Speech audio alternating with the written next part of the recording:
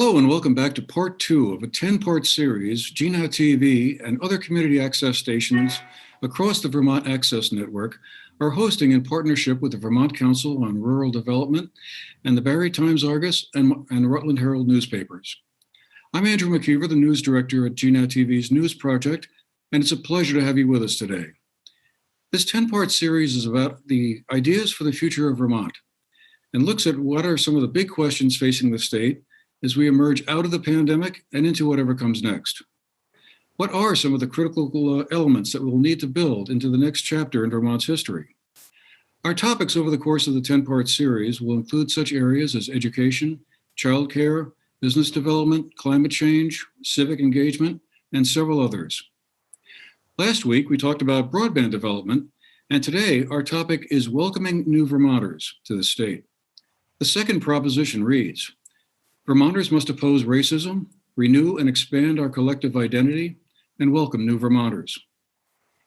To discuss this, our guests today include Jen Kimmich, who is the co-founder and CEO of the Alchemist Brewery based in Waterbury, Susanna Davis, who is the State of Vermont's Executive Director of Racial Equity, and Curtis Reed Jr., the President of the CRJ Consulting Group and the Executive Director of the Vermont Partnership for Fairness and Diversity.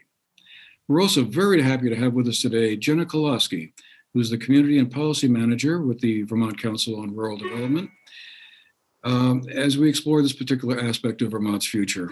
So welcome, Jenna, Jen, Susanna, Curtis. Really glad to have you with us today.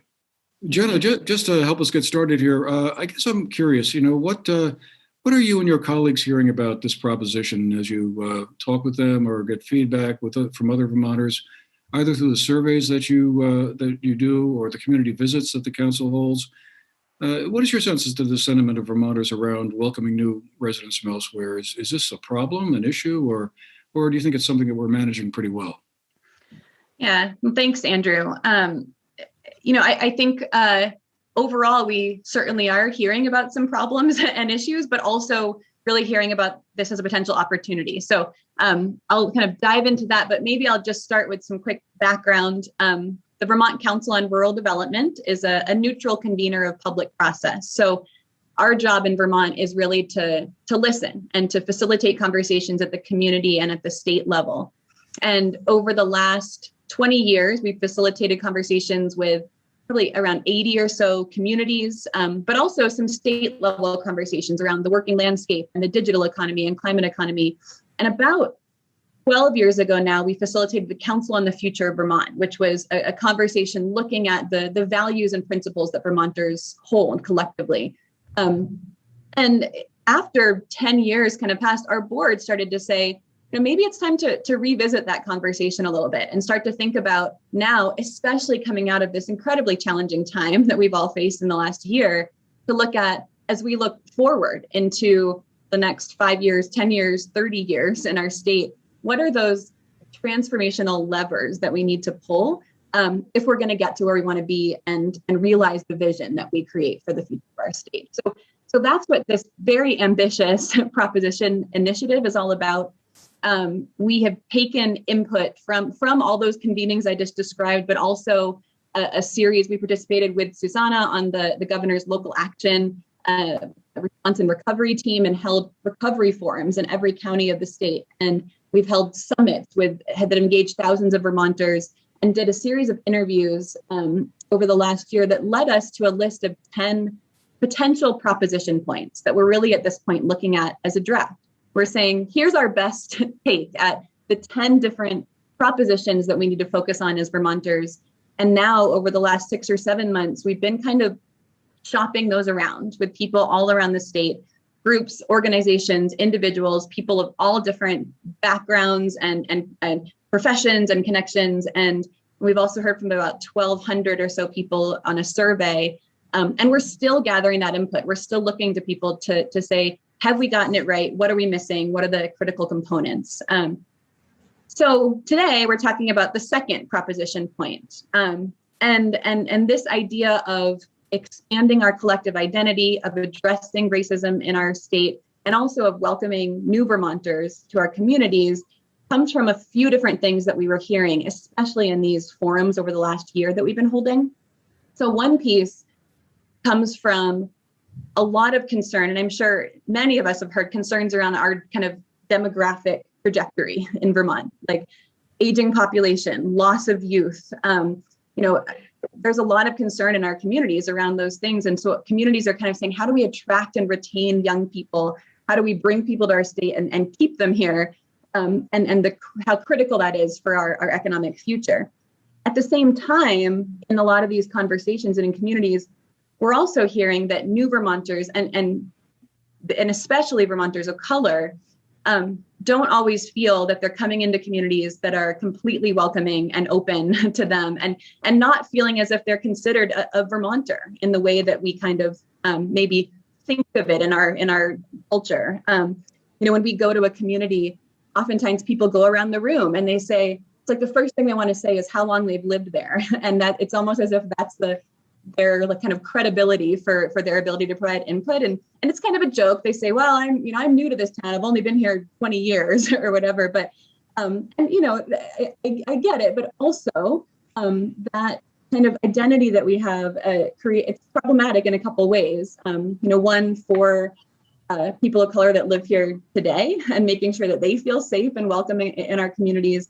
And also for those people that we want to attract in the future. Like, have we created the environment that we need to make sure that they come and have a positive experience in our communities? So this proposition focuses on kind of both confronting racism in our state and our communities and the systems and policies that exist today, and actively creating a culture of inclusiveness and welcoming and equity in our state, and kind of both valuing the heritage of longtime Vermonters and multi-generational families, some of which are people of color as well, and also opening up and realizing the cultural, economic, creative, entrepreneurial value of bringing new people into our communities and our state can bring.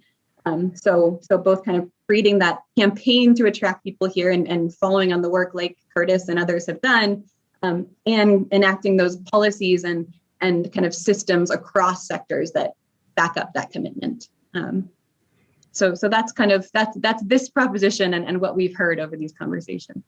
Wow. Well, there's certainly a lot to unpack with all of that. On that note, I guess let's start to talk about welcoming new Vermonters. I mean, why is it important? Jenny, you mentioned the demographic issue and needing to boost the overall population level of the state. There's a lot of economic issues involved in all of that. And I was thinking, Jen, your op-ed that appeared in the Times Argus and the Rutland Herald, I guess a couple of weeks ago now, talked a little bit about your family's arrival in Vermont back in 1971. Your parents arrived in Brattleboro then, and you had the good fortune to be born in Vermont shortly after that. So that makes you a real Vermonter, I guess. Anyway, I guess I'm curious to hear what your sense is of this whole business around real Vermonters and welcoming Vermonters. Did your family feel welcome when they arrived? As you think back in those days? That's a great question. Before I wrote this piece, I did have a conversation with my parents, and I expected them to tell me that they were welcomed with open arms to Vermont, but that wasn't the case. They felt Vermonters were cold. They were very isolated that first year. They felt people refer to them as flatlanders.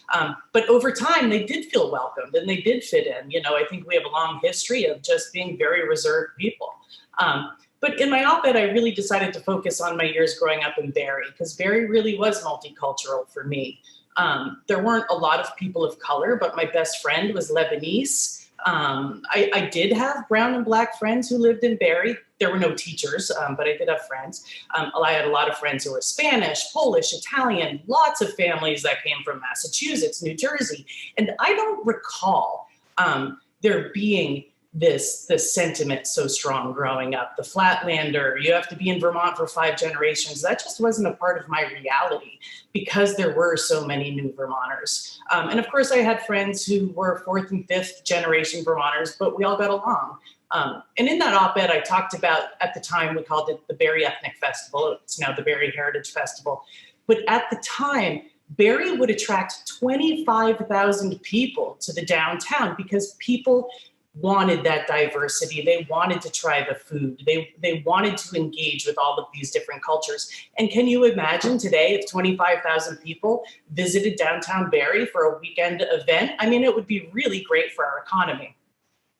I have no doubt that the exposure that I had growing up in Barre, the kind of people, the kind of ideas that I got to witness really had an impact on me and our business today. And I want the same for young Vermonters. So here at The Alchemist, we're really focused on letting young Vermonters know that we value them, that we value their different experiences and their different ideas. And whether someone is a new American or their family's lived here for a long time, they're Vermonters and they all belong here. You remind me of my own coming to Vermont back in 1960 when I moved from New York City to Pownell, which was culture shock in the extreme. I can tell you that much. But I too don't remember any kind of Flatlander versus real Vermonter thing. The kids I wound up making friends with, other than the fact that instead of wanting to play baseball, they all wanted to go deer hunting. And it was, they were okay. And we all got along and everything like that, other than the usual issues you have when you're 9, 10, or 11, 12 years old.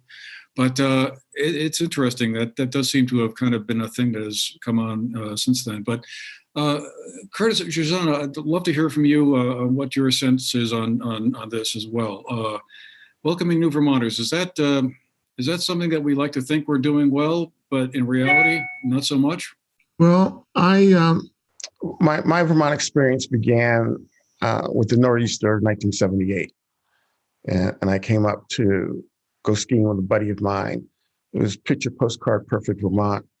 And, a couple months later, I relocated to Vermont.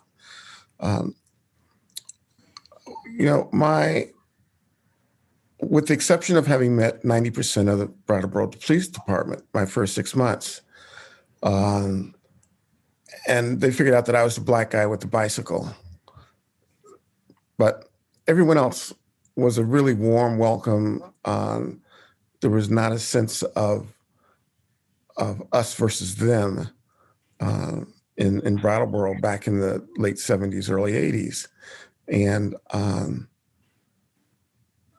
I did get a fair amount of questions about where are you from?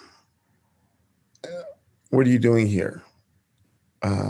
In a way that the subtext was, and this is not sort of overt, but the subtext of the question was, when are you going to go back to where you came from?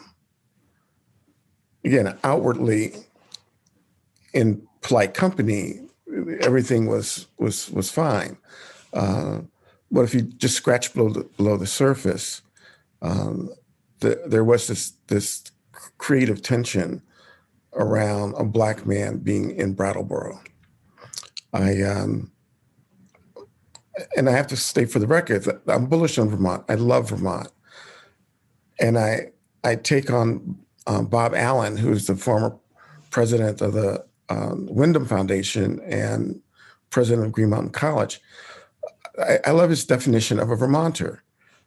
And it's the idea of someone who comes to Vermont with the intention of making it a better place to live, who will ultimately die here. And so for me, when I meet new people in the state, my lead-in question is always, what keeps you here? Because you find that people's stories of being attached to the land, or being attached to the lifestyle, being attached to food or craft beer, or whatever it might be, really tells a story of love. And so I'll leave it there for the moment. Okay, and then Shoshana, what's your sense of this? If you've been in the state government now for, I guess, a couple of years, are you seeing progress being made, or are we stuck in neutral?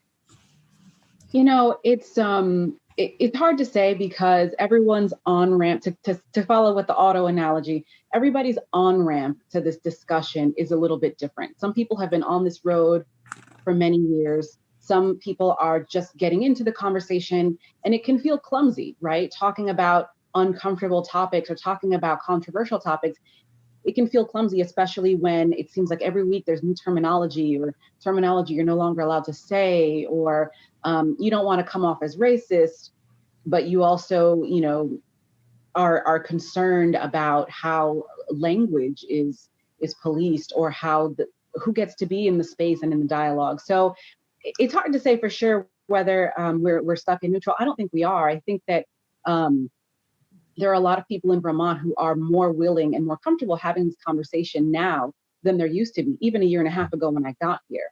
And part of that has to do with all of what 2020 brought, the fact that we saw another person get murdered on camera by the government, and more followed after that.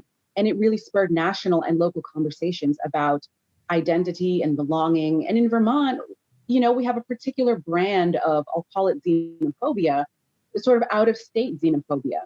And the thing is, our existence and our survival as a state does not match with that attitude, because try as our species might, we have not yet reached immortality. And so the Vermonters who have been here and who are here are not going to be here forever. By excluding new Vermonters, we are effectively saying we would rather die out being who we are than let anybody else into this community, because we're so opposed to anything who's not us. And I think that is basically swallowing a poison pill, right? By saying we're anchoring ourselves, or we're anchoring our identity to who we've been, rather than looking to the future, to who we want to be and how do we get there. And so I think that in a lot of circles, there is this idea of welcoming and tolerance, which is a phrase I strongly dislike, because I'm not here to be tolerated, right? It's you're not doing me a favor by tolerating me. There are lots of places that we could choose to live, but we chose to come to Vermont because we actively wanted to be part of this community. And I agree with Curtis. I think that, what is a Vermonter? It's a person who's here by choice, who wants to be part of the community, wants to make it better. So I think if you're willing to uproot your life and come to a remote place where people don't look like you, where you don't get cell signal, and where, you don't have family or friends because you want to be here, that says a lot about your intention for this community. And I think that's very powerful, and that we've got to do better as a state of recognizing that our identities are not zero sum. I'm not taking away a piece of who you are by merely existing alongside you. So I think it's really just about reframing the way that we see our collective identity and what it is to be a community. Yeah. And I would add to that the reality that 58% of Vermont residents were born someplace other than Vermont. Mm-hmm. Yeah, it's interesting to think about that, because you sometimes get the impression that, oh my, I'm the only one here from someplace else. But I guess I was just wondering, what do you all think are the single biggest factors that inhibit people from coming to Vermont? I mean, before the pandemic arrived, there was an awful lot of concern about, as we said earlier, the demographics and the declining population, the aging population, and things like housing or career opportunities, good paying jobs, lack of broadband were cited as some of the factors that were in kind of keeping the state stuck in the 600 or 630,000 population level. Are those areas still, because of course, since the pandemic, we've seen this whole influx of folks coming here from other states and working remotely and all of that. And that's a subject I'd love to talk about a little bit later. But do you think those other factors that we were hearing a lot about, let's say a year and a half or 2 years ago, the housing and broadband, et cetera, are still, important factors? And anyone can jump in. Housing is a huge one. Availability and affordability, especially because my generation, the millennial generation, is the first one in American history that is socioeconomically going to be worse off than our parents. or rather than the previous generation was. So when we think about, and we know also that millennials and Gen Z are the two most racially diverse cohorts in the United States and in Vermont as well. So when we think about the efforts that we're targeting at ethnic diversity, we've also got to pair that with generational diversity, right? Because we're the next generation of homeowners, young professionals, people having children and enrolling them in our school districts, et cetera. So when we think about housing availability and affordability, and the fact that many people in my cohort graduated during the recession, and that stunted our career growth probably permanently.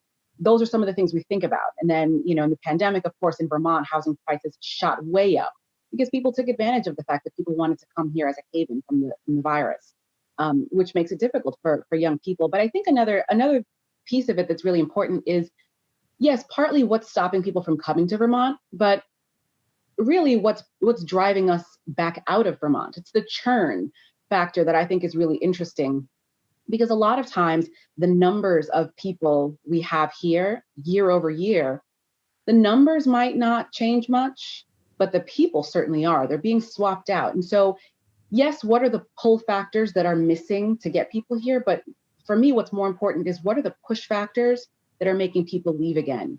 And that's, I think, where you hear a lot of the stories of people being driven out saying, I had to leave a place where I grew up here in Vermont, or like Rutland, because of harassment from neighbors, people threatening my children, or not being able to find services in my language. Or we have a large resettled refugee population who stay for a couple of years and then go to places like Ohio, where there are other people from their same home countries because they don't feel like they've ever belonged here.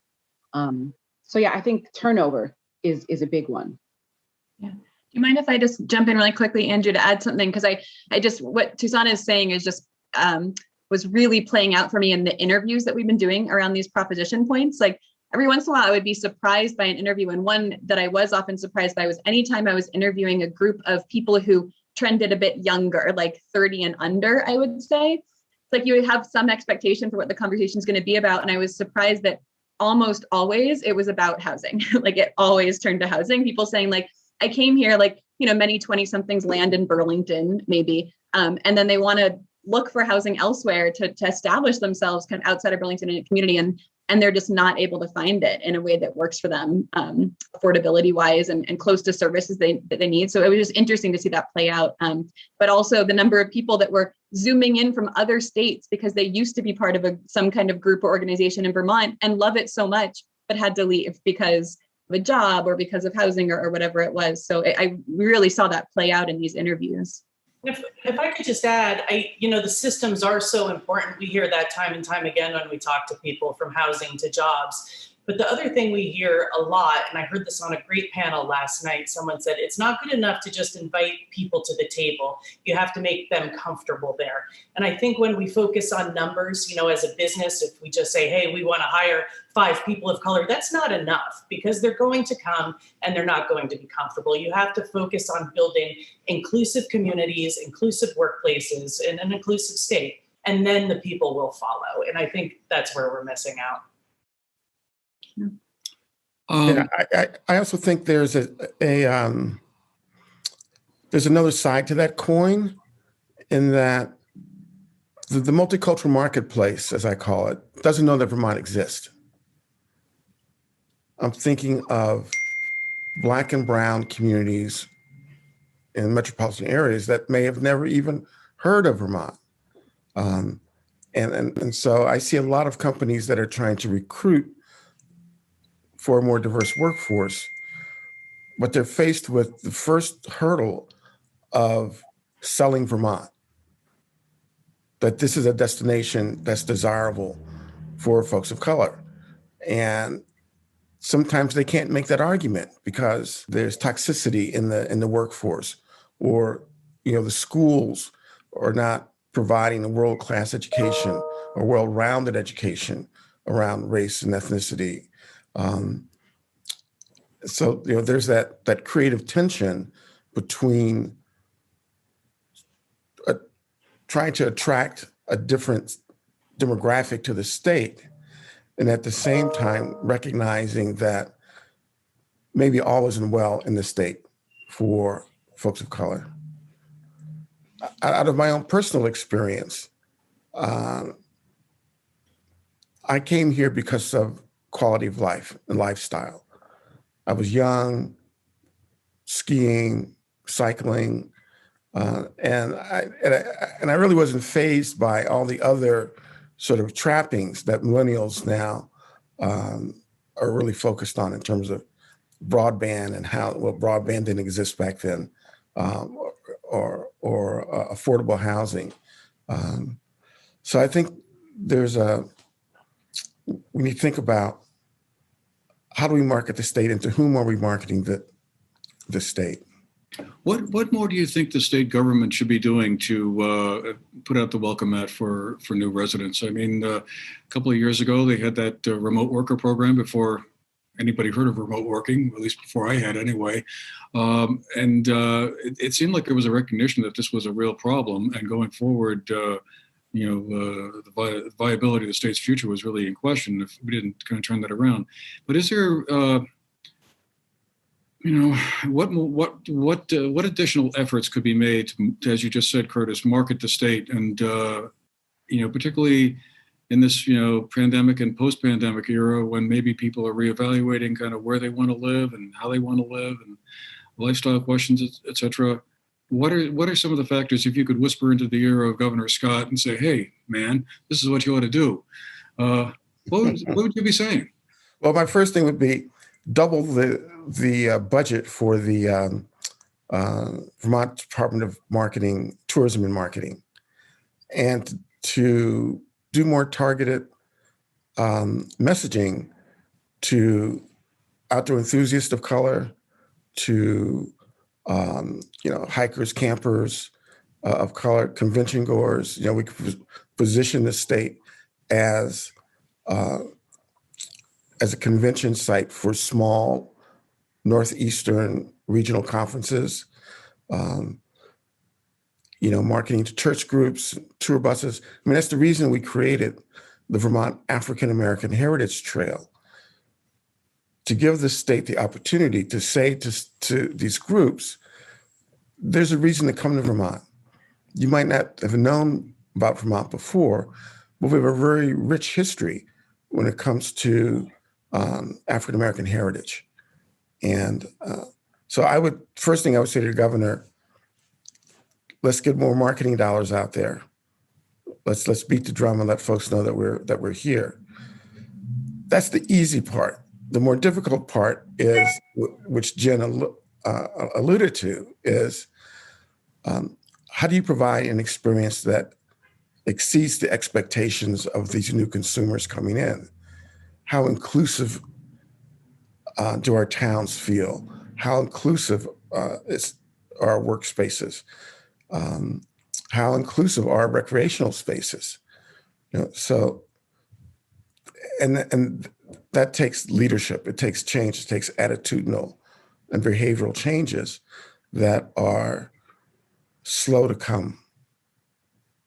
But I think we're slowly trying to get there.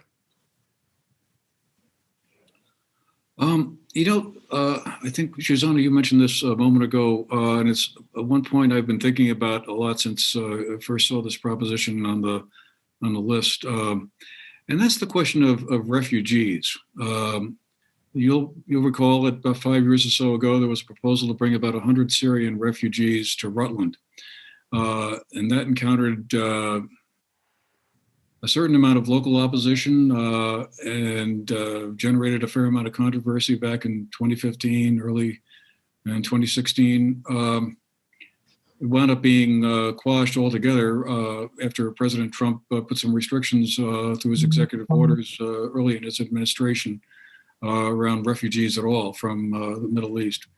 But he recently came out with a proposal to say, hey, we could use, I think it was 100 or so refugees. It might have been 300. I'm not remembering clearly at the moment. But what do you think do you think that idea has traction now compared to, let's say, 4 or 5 years ago, when, for whatever reason, folks in Rutland, at least some of them anyway, seem to be a little discomforted by that notion? I think my thoughts on this question are linked to my thoughts on your last question. Your last question was, what can the state do? And I was going to be I agree with everything Curtis said. And I was also going to add that there's only so much the state can do. And so much of it has to do with localities, municipalities. Because when you hear about incidents, particularly incidents of racism or other forms of bias in Vermont, you're not hearing the state of Vermont as a whole discriminated against people. You're hearing, oh, whatever you do, stay away from this town, and this town, right? We know that it's very localized in many ways. And so it's up to localities, communities, municipalities to be able to take responsibility for the bias-related incidents that are happening on their turf. So I think that we need to see more local jurisdictions stepping up. And that dovetails with what I'm going to say with the question you just asked, which is, would an idea like bringing in more refugees to a community have traction today? And I think it really is going to depend on which community you're talking about in Vermont. For example, in Rutland, we have a lot of people who for years have been saying we're losing population. You look at how many vacant properties exist in that town and in that region, and people saying, hey, we need more people, we need more people. And then someone said, okay, here's a lot of families who are looking for a place to settle long term. And they said, no, not like that. Right. So it's not just about the nuts and bolts of needing to bolster your community. It's about who do we want to share our local identity. I think if that proposal were made again today in a place like Rutland, you would probably get the same reaction that you got before. If that proposal were to be made in another place in Vermont, then I think it would have traction. And it really solidifies the reality that different parts of the state have different attitudes toward sameness and difference, and are willing to fight tooth and nail, even if it's against their own social and economic interest. Because it's not, for many people, it's not about that we thrive together, but who is the we, who comprises the we, and wanting to be exclusive about that. Do you mind if I ask something really? I'm curious because I this is something that at VCRD, of course, we think about all the time, kind of how communities at that level are grappling with these issues. And I would love to hear, and Jen, you at The Alchemist may be in conversations, locally around this too, but we've seen so many communities have come to us saying, like, looking for advice. They've started a process and they want to move forward. I know, Curtis, you've worked directly with communities and on these things. Are there any examples in Vermont of communities that are kind of taking the lead and setting a model for what this could look like at the local level? And I guess, and like, do you have advice for communities that are just starting out on to have these conversations? Because it's been both troubling and fascinating and important to see how these things are emerging, that as soon as communities start to raise this conversation, seeing the pushback in certain places has been troubling, but also illuminating to the work that needs to be done.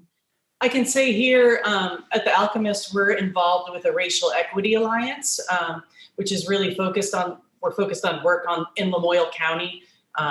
We're helping to lead the business committee there, try to get as many businesses on board.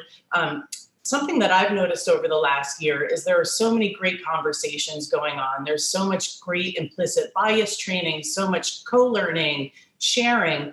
But what I'm really concerned about, especially here in Stowe, because we're such a tourist destination, there's so much service sector work, is that the people that are giving that service are not getting that training and aren't getting that education. So we're really thinking about how we can partner with this ski resort and with large restaurants and hotels to get that training to our service workers. And that's just something we're focused on here.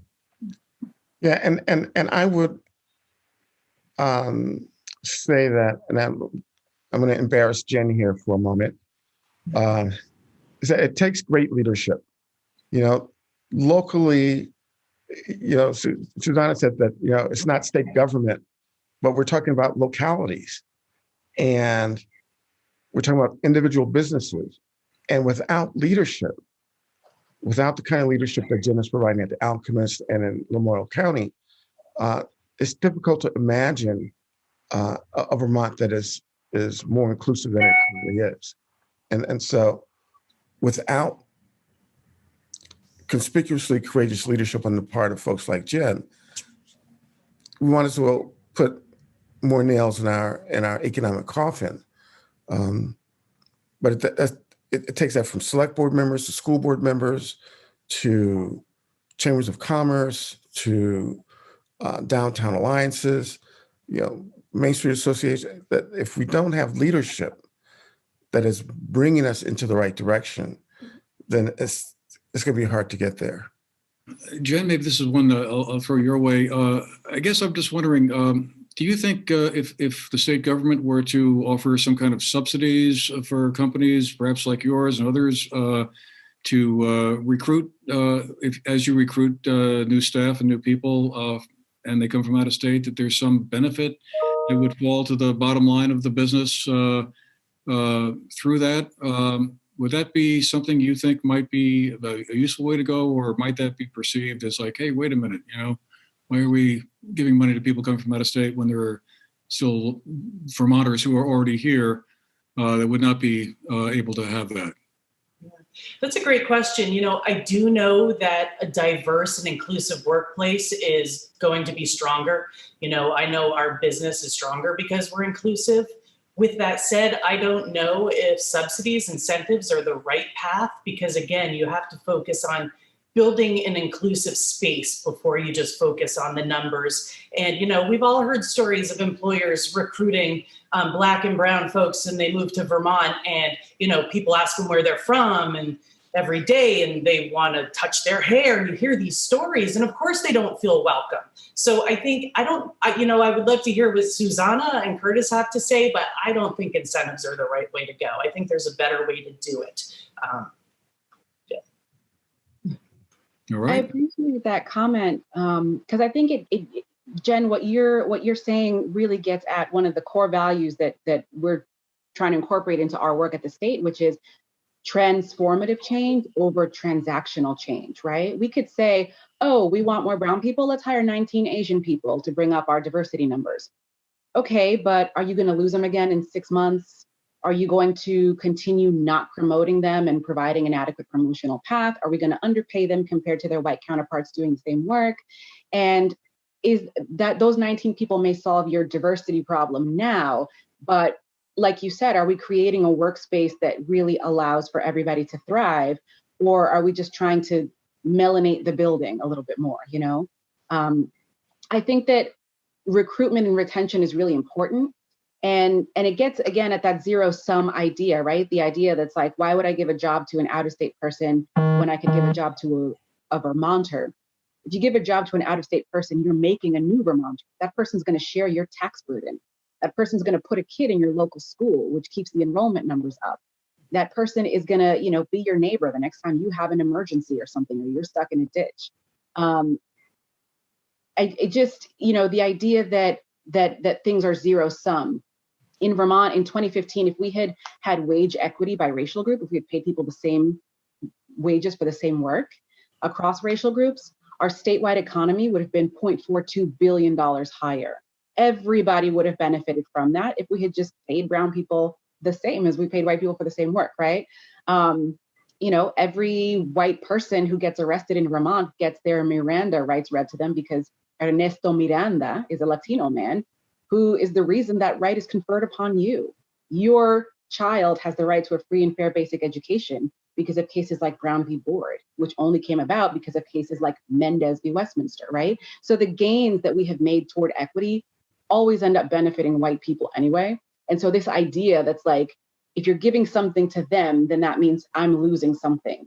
It's a false equivalency, right? It really, you're creating division where really everybody wins. And I think once people recognize that everybody wins, that's when you really start to make progress. I would like to also add, Curtis really helped us develop our action plan. And when we first developed it and we shared it with Curtis, he said, this is fine. You can improve your workplace hiring policies, procedures, you can do this and that. But let's really think about impact. Let's talk about how we can really be impactful with our future workforce. And he really steered us towards focusing on our youth because they are our future workforce. So, as much exposure as we can provide to young students throughout the state, of every color, of every gender, of every religion, the better off they'll be. And I know I talked about it earlier. we had plenty of Black and brown kids in our school. Not plenty, but we had some. I never had a Black or brown teacher. We never had a Black or brown professional come in and talk to kids. No coaches, nothing. And that's what we need to do. We need to provide exposure everywhere. And again, that's a function of leadership. So when the Alchemist takes this issue on and really is providing the kind of opportunities that makes their future workforce a more well-rounded, there are also additional benefits to the community at large, because not only is our future workforce in the schools, but our future civic society, or civil society, our elected officials, our members of nonprofit boards are currently in our schools. And it just makes so much more sense to invest in our young people and to educate them in a way that's different than what they've previously had, because the return on that investment will greatly enhance and enrich our communities. I was just thinking, if each of you knew someone who was thinking of moving to Vermont, maybe there's a job opportunity, floating out there, maybe not, maybe just sort of thought the state sounded like a nice place to live. What would your advice be to them? Would you say, well, yeah, there's this nice good side to Vermont, but there's also other issues you should be aware of before you up stakes from wherever you're living at the moment and come here? What would be some of the cautionary words or advice in general, I guess maybe is a better way to put it, that you might have for them? I think the first thing I would say to them would be, and this is based on my learned and actual life experience of having traveled all over the world in multiple languages, is that anywhere from 12 to 15% of any population anywhere are knuckleheads. They're racist, they're sexist, xenophobic, homophobic. And the question that you should ask yourself is whether or not you want to live someplace where people are working on these issues with intention. And I see, and this is my bullish side of Vermont, is that I see that there's a critical mass of people that are working on these issues to resolve racism, to eliminate white supremacy, to really fully engage in creating an anti-racist society, and doing that with intention, not by happenstance or not when it's convenient or when there's an episode that happens and you bring out the placards and your paint that says, Black Lives Matter or whatever the slogan of the day is. But that, yes, you will move here. Some folks are going to be racist. Some are going to be homophobic, et cetera, et cetera, et cetera. Do you want to live someplace where people are actively, fully engaged in addressing those issues? That's one. My second bit of advice, particularly for folks of color, is that don't come here with the expectation of being a couch potato. That if you want to fully experience Vermont and all that it has to offer, I mean, there's some great multicultural venues around the state. The Vermont Jazz Center in Brattleboro, the Asian Cultural Center of Vermont in West Brattleboro, the Clemens Family Farm, Old Stone House up in Brownington. There are just tons of places where there are cultural events, multicultural events that are happening, whether it's the Paramount or the Barre Opera House.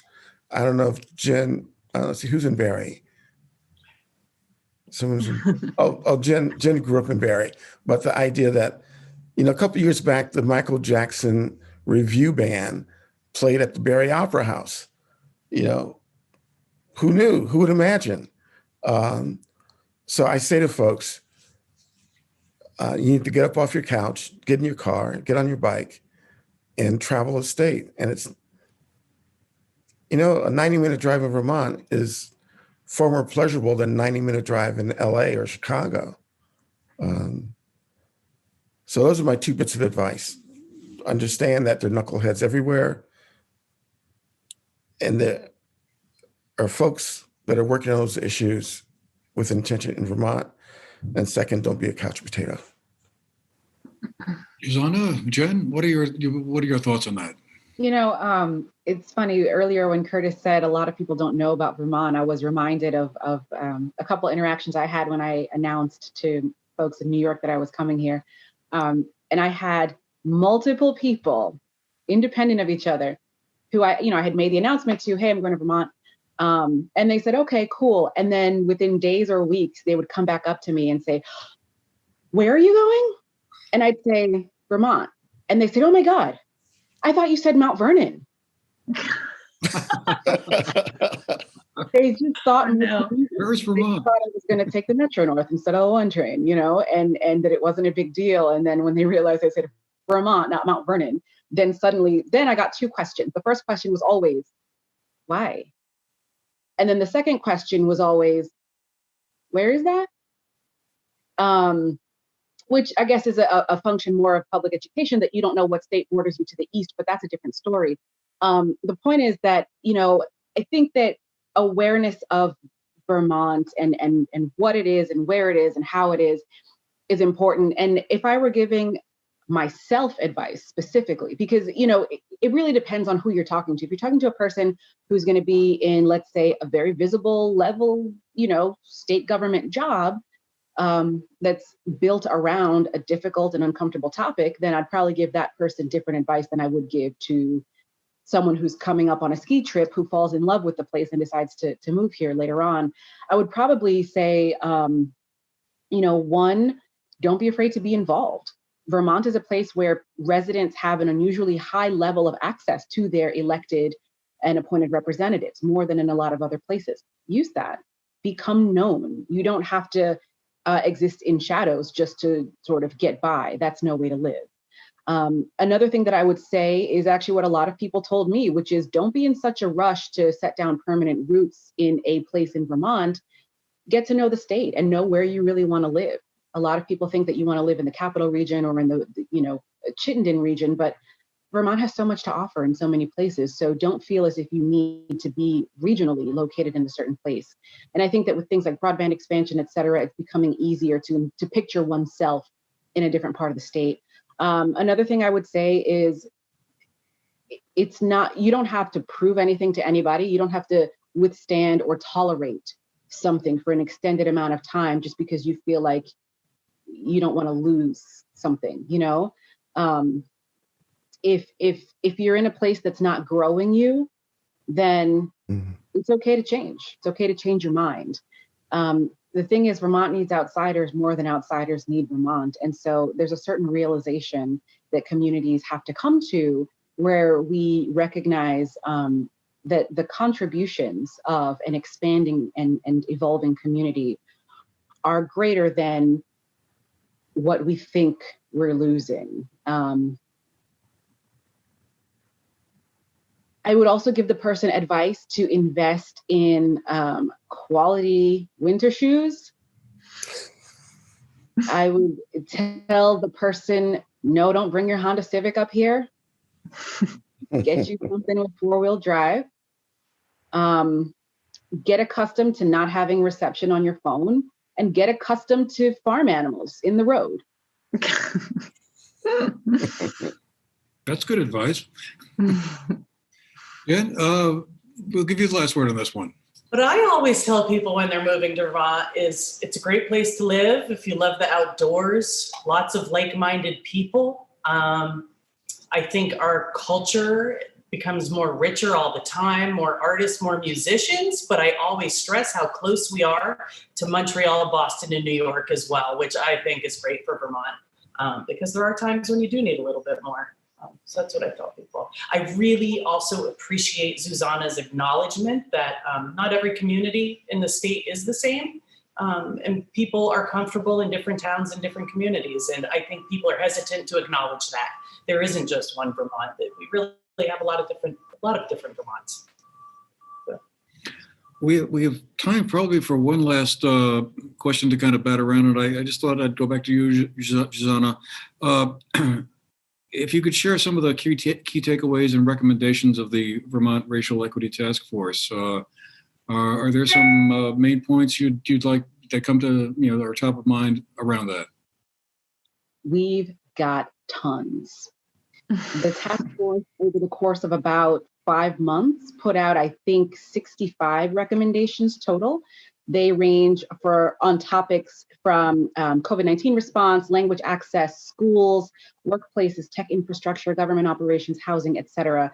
Some of the key points that I think the task force would want me to express are that, number one, language access is key in everything. In education, in healthcare, particularly in pandemic response. And so for the state to accomplish greater racial equity, we've got to make sure that we're reaching people in their languages. Vermont has a lot of languages spoken. I think it's like 41 at Winooski High School alone. How many of us know what Vermont's 10 most commonly spoken languages are, right? So that's one thing. Another really big one is that the school environment is key for fostering greater equity. We know that there are a lot of things we can't do. We can't tell people you're not allowed to fly this particular flag, or because of constitutional protections. There's a lot of things that we can't mandate or prohibit, but what we can do is teach people better. And like Curtis said, starting with youth is really critical, because those are the formative years where they're learning certain make or break lessons about society. Who is society and what can it accomplish? And I think perhaps another takeaway that the task force would want known is that in order to have inclusive decisions being made, you've got to have more inclusion among the decision makers. And that doesn't just mean tokenizing people, right? And saying, well, we've got someone who uses a wheelchair, so the disability community is represented, right? But I think, was it Jen who said, you can bring people to the table, that doesn't mean they're comfortable at the table, right?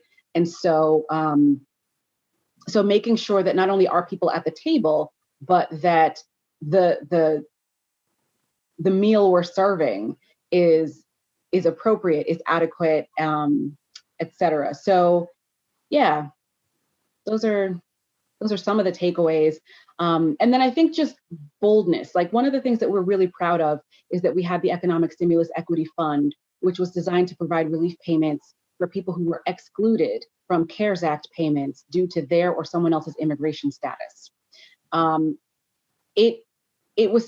got a lot of support for it in the legislature. I was actually surprised at how much support we got for it. And part of the reason for that was because everybody recognizes it's the right thing to do. We're all suffering through this pandemic. Some of us have access to lifelines like unemployment or federal stimulus payments because we're, citizens or whatever. Other people are still suffering but don't have that net, but they're still Vermonters. They still contribute to our economy and our community. You love your Taco Tuesdays, but you leave your Central American neighbor out to dry. You love your yoga class, but you get angry when you hear a South Asian accent at customer service line. Instead of picking and choosing, see people as whole people and recognize that we're kind of in this together. And so coming out of it together is a true mark of resilience and recovery. So that was a proud moment for us. And that was one of the recommendations that came out of the task force. And I would like to add that this is an example. Zsuzsanna and her team, are an example of working with intention. And you won't find that in a lot of other states. So I applaud your work, Zsuzsanna. Interesting conversation, and certainly a lot of factors in play here. I think we're going to have to leave it there for today, though. I think the clock on the wall is saying it's time to go. But I wanted to thank all of you for taking the time today to discuss this really important subject for Vermont's future. Curtis Reed Jr., Zsuzsanna Davis, Jen Kemmerich, Jenna Kolosky, thank you so much for making the time for this. And really appreciate it. And we'll move on to our third proposition next week. And Andrew, do you mind if I just mention kind of how people can engage in this conversation? Absolutely. That we are still looking for input, and we will love people's thoughts on this topic and the other 9. If folks go to www.futurevermont.org, there's a survey where people can share input. And the Times Argus and Rutland Herald are also collecting letters to the editor. if you email vermontideas@timesargus.com. So different ways to engage. That survey is translated into 6 different languages that are all available on the website. So we want to hear from any and all people input as we move towards our final summit at the end of May. All right. I'm sure the switchboard will light up. Or whatever it is we use now. I'm showing my age here. Anyway, thank you all again for being with us, and folks out there, thank you for watching. Really appreciate you being with us, and we'll see you again the next time. Meanwhile, have a great day.